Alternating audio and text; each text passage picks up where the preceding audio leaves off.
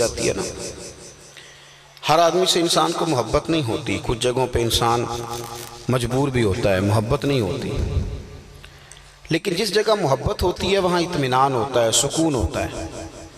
گھر اس آدمی کا زیادہ اچھا نہیں چلتا جو اپنی بیوی کو خرچ زیادہ دیتا ہے، مکان اچھے میں رکھتا ہے، بلکہ وہ گھر زیادہ اچھا چلتا ہے۔ یہاں مکان تو کچا ہوتا ہے لیکن میاں بیوی کے درمیان اعتماد کا اور محبت کا رشتہ قائم ہوتا ہے، ورنہ وہ سجرا سنورا گھر بھی دوزخ نظر آتا ہے۔ دین نے ہمیں جو اسلوب دیا وہ یہ ہے کہ مومن کامل ہونے کے لیے نبی پاک کی محبت شرط ہے۔ اگر حضور سے محبت ہوگی تو ایمان مکمل ہوگا، اگر نبی کریم علیہ السلام سے محبت نہیں تو ایمان کی تکمیل ہو سکتی، اور محبت لفظوں میں سمیٹی نہیں جا سکتی، اور محبت کی اداکاری ویسے ممکن نہیں ہوتی۔ اس کے لیے ضروری ہے کہ انسان خود اپنے دل سے پوچھے۔ ہمارے ہاں تو ڈگریاں جاری کی جاتی ہے نا، فلاں عشق رسول ہے، وہ جس کے ہاتھوں میں نوٹوں کی دتھی ہوتی ہے اس کو عشق رسول کی سند مل جاتی، اور جو 1,00,000 روپیہ کسی جگہ خرچ کر دیتا ہے وہ سب سے بڑا عشق رسول ہو جاتا ہے۔ یہ ڈگری میں کیسے دے سکتا ہوں؟ یہ تو میرا اندر بتائے گا کہ مجھے حضور سے کتنی محبت ہے۔ آپ اپنے آپ سے پوچھیں گے کہ نبی کریم صلی اللہ علیہ وسلم سے کتنی محبت ہے، آپ خود اس پر غور کریں۔ ہمارا حضور سے پیار کرنا ضروری ہے، اگر محبت نہیں ہوگی تو پھر دین پر چلنا مشکل ہوگا، آسان نہیں ہوگا، ورنہ پھر بوجھ سے بنتے ہیں۔ ساری زندگی رشتہ چلتا ضرور ہے پر اس کا لطف کوئی نہیں ہوتا، اور اگر محبت ہو تو پھر جینا آسان ہو جاتا ہے۔ مجھ سے ایک صاحب نے پوچھا کہ اہل سنت کے ایک بزرگ عالم نے کہیں بیان کیا ہے کہ صحابہ حضور علیہ السلام کا پیشاب پی جاتے تھے، اور صحابہ کرام علیہم رضوان نبی کریم صلی اللہ علیہ وسلم کے کلی کا پانی پی جاتے تھے، ریٹ نکلتی تھی ناک مبارک سے تو وہ چہروں پہ مال لیتے تھے۔ تو حضرت یہ کس طرح ممکن ہے؟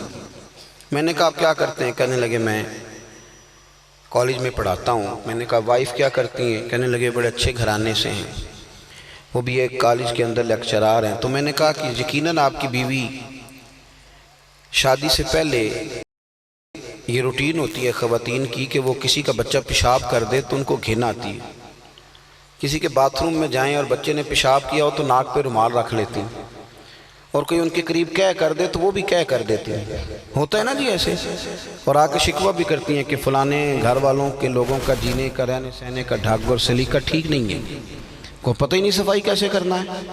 وہ تو دیکھیں سارا ان کا واش روم آلودہ تھا، جب میں گئی ہوں ان کے بچوں کے وہاں پیمپر پڑے ہوئے تھے، بڑی باتیں سناتے ہیں لوگ۔ وہی بی بی جو کل تک تنقید کر رہی تھی، پھر جب اس کا اپنا بچہ ہوتا ہے نا اس کے بالوں میں پیشاب کرتا ہے، اس کے منہ میں کہہ کر دیتا ہے، پھر بھی اسے الٹی آتی ہے، پھر بھی اسے گھن آتی ہے۔ کیوں بھلا؟ وہ جب تک تنقید کر رہی تھی تو دوسرے کے بچے سے کر رہی تھی، وہ کسی کا بچہ تھا، اس سے پیار نہیں تھا، اور جب اپنا بچہ ہوتا ہے تو پھر اس سے محبت ہو جاتی ہے، پھر ہو جاتا ہے پیار۔ پھر انسان جو ہوتا ہے نا پھر وہ کہتا ہے نہیں کچھ بھی نہیں، میرے لیے یہ آسان ہے۔ جب محبت ہو جائے تو پھر بحث نہیں ہوتی، پھر غلامی ہوتی، اور جب تک محبت نہیں ہوتی تب تک بحث ہی ہوتی، تنقید ہی ہوتی ہے۔ پیار ہو جاتا ہے تو آسانی ہوتی ہے۔ دین ہمیں آسان کرنا چاہتا ہے، کہتا ہے نبی کریم سے محبت کر لو۔ حضرت ابوبکر صدیق رضی اللہ تعالیٰ عنہ کو نا حضور سے محبت ہے، محبت رستے کی مشکلات کو آسان کر دیتی ہے، ان کو پیار ہے۔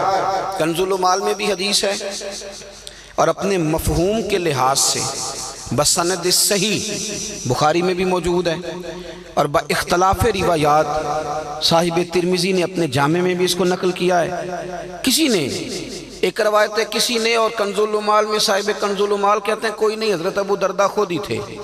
جناب ابو دردہ نے ایک دفعہ حضرت صدیق اکبر سے ان کے دور خلافت میں پوچھا، حضرت جی انسان پر بڑے وقت آتے ہیں جب اسے خوشی اور مسرت کے لمحات ملتے ہیں، تو زندگی میں آپ کب خوش ہوئے تھے؟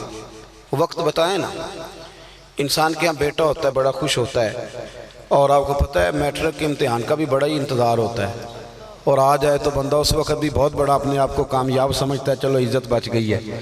کئی مواقع پہ خوش ہوتا ہے، اپوائنٹمنٹ لیٹر جس دن پہلے دن ہاتھ لگتا ہے تب بھی بندہ بڑا راضی ہوتا ہے۔ پوچھا حضرت ابو دردہ نے کہ ابو بکر آپ کب راضی ہوئے؟ تو بڑے موقع تھے جناب صدیق اکبر پر، مسلمان بھی ہوئے تھے، مال بھی کمایا تھا، اللہ نے بیٹے بھی دیے تھے، اور پھر ایک وقت ایسا بھی آیا کہ امیر المومنین بن گئے، تو کب راضی ہوئے؟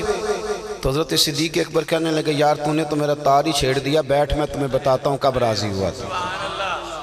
آؤ بیٹھو۔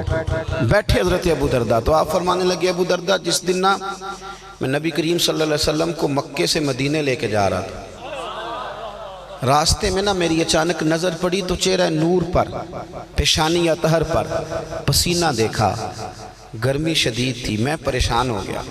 اب نا ہم نے یہ محفلیں یہ تو ہم نے غریب لوگوں کے ہتھے چڑھا دیے، سیاستدان M N A M P A وزیر مشیر یہ تو مذہبی جلسوں میں نہیں آتے، یہ تو جائیں گے سیاسی جلسے میں، اور جو تھوڑا سا بھی چودھری کہلاتا ہے نا وہ بھی مذہبی جلسے میں نہیں آتا، بلکہ تنقید کرتا ہے مولویوں نے رات سونے نہیں دیا۔ میں نے کہا اپنے اپنے نصیب ہے نا، الیکشن کے دن آتے ہیں تو تم گلی گلی گھومتے ہو، جھوٹوں کے نعرے لگاتے ہو، اور ایم این اے تقریر کر رہا ہوتا ہے تو کہہ رہے ہوتے ہو کہ امیدوار کے یہ جھوٹ بول رہے سارے، اپنے اپنے نصیب ہے نا۔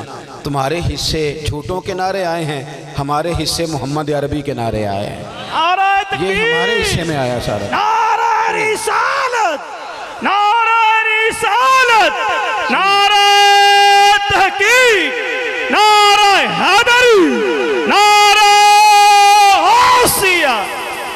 میں تو ساری تقریر بغیر نعروں کے کر لیتا ہوں، اللہ آپ کو جزائے خیر عطا فرمائے۔ تو میری بات